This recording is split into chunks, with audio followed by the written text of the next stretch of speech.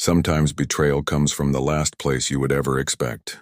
I thought I had the perfect marriage until the day I walked into my own home and found the truth. Me and my wife Sarah had been married for 5 years, and we were seen as the perfect couple by our family and friends. We had met in college, fallen in love, and after graduation we had gotten married. I'm a successful businessman and Sarah is a school teacher. We had a beautiful home, great friends, and a loving family. But I was about to discover that my perfect life was anything but. It all started with Sarah's best friend, Jason. Jason was gay, or at least that is what he had always told everyone. He had been Sarah's friend since high school, and they had remained close ever since. I always found it strange that Sarah had such a close relationship with a gay man, but I never thought anything of it. That was until I came home from work early one day and found Sarah and Jason in their bedroom. At first I was confused. What was Jason doing in our bedroom? But then I saw the look on Sarah's face and I knew. I knew that my wife had been cheating on me with her supposedly gay best friend. I was devastated. I had never imagined that Sarah would cheat on me, let alone with another man, and especially not with someone who was supposed to be gay. I confronted Sarah about what I had seen, but she denied everything.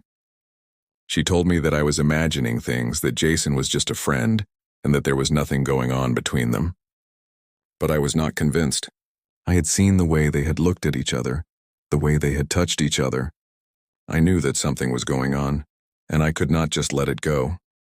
Over the next few weeks, I tried to get to the bottom of what was going on between Sarah and Jason.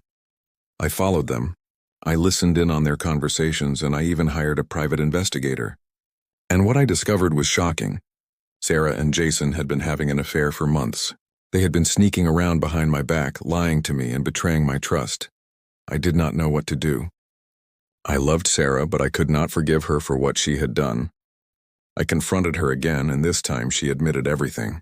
She told me that she had fallen in love with Jason, that she did not mean to hurt me and that she was sorry, but I could not just forgive her like that. I needed time to think. As me and Sarah struggled to work through our problems, Jason remained in the picture, adding to the tension between us.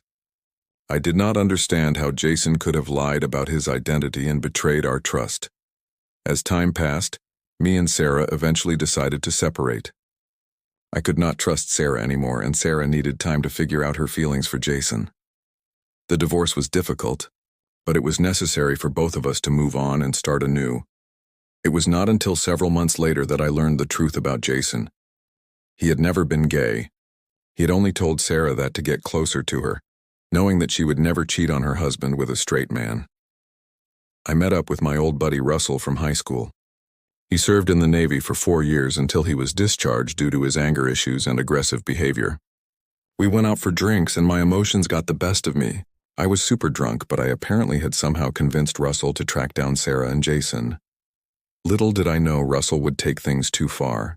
Sarah and Jason were still together, but Russell had found Jason's address on a public website. One day, Russell went to Jason's house and waited until they left. Russell decided to follow them, where they ended up going to a remote hiking trail that was not very popular. Once Sarah and Jason had started their hike, Russell had followed them until they were in a secluded area and suddenly attacked Jason. Sarah screamed as Jason was attempting to stop the severe bleeding. But seconds later, Jason lost consciousness and ended up dying. Russell then attacked Sarah, ending her life instantly. Russell hid the bodies deep in the forest, which was heavily populated with mountain lions. He purposely left the bodies in a place with a high frequency of mountain lion sightings. 1 week later, there were missing people. Reports on both Jason and Sarah. Sarah's parents were panicking and even called me, but I had no clue on the whereabouts. The next day, Russell came to my place and told me everything. I was shocked and did not know what to say. Russell told me not to worry and that it was just karma serving justice for what Sarah and Jason had done. He said they destroyed my life, so why should they get to live theirs?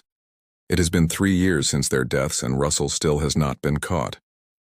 I assume a big reason is because the mountain lions most likely consumed the remains by now. I have no idea what to do now, though, as I have now been happily dating my new girlfriend Madison for 2 years.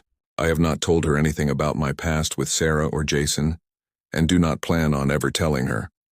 If you were in my position, would you report Russell to the police after all these years? Or would you stay silent and consider it as justice served?